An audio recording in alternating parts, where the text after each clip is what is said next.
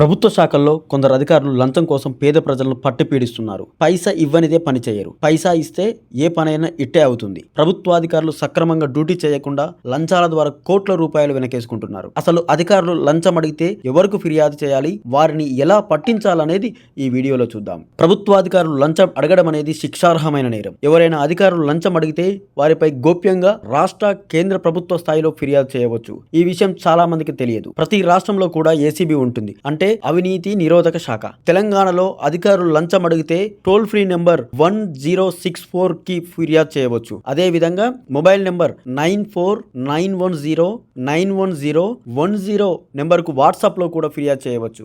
ఆధారాలతో పాటు ఫోటోలు, వీడియోలు పంపవచ్చు. లేదా acb.telangana.gov.in వెబ్సైట్, అదే విధంగా dgacbts@telangana.gov.in ఈమెయిల్ కు కూడా ఫిర్యాదు చేయవచ్చు. అదే విధంగా ఏపీలో అయితే 14400 టోల్ ఫ్రీకి, అదే విధంగా వెబ్సైట్ apacb.gov.in, అదే విధంగా మొబైల్ యాప్ apacb 14400 అనేటువంటి మొబైల్ యాప్ ద్వారా కూడా ఏపీలో ఎవరైనా అధికారులు లంచం అడిగితే ఫిర్యాదు చేయవచ్చు. కేంద్ర స్థాయిలో సెంట్రల్ విజిలెన్స్ కమిషన్ కు PORTAL.cvc.gov.in వెబ్సైట్ ద్వారా ఫిర్యాదు చేయవచ్చు. లంచం అడిగిన వారి పేరు, వివరాలు ముందుగా వీరికి చెప్పాలి. మీరు ఏదైనా ఆధారం ఉంటే, అంటే వాయిస్ రికార్డ్, వీడియో, మెసేజ్ కలిగి ఉంటే ఏసీబీకి ముందుగానే చెప్పి వారి సహాయంతో ట్రాప్ చేసి ఆపరేషన్ చేయించవచ్చు. ఇలా చేసి అవినీతి అధికారుల భరతం పట్టవచ్చు.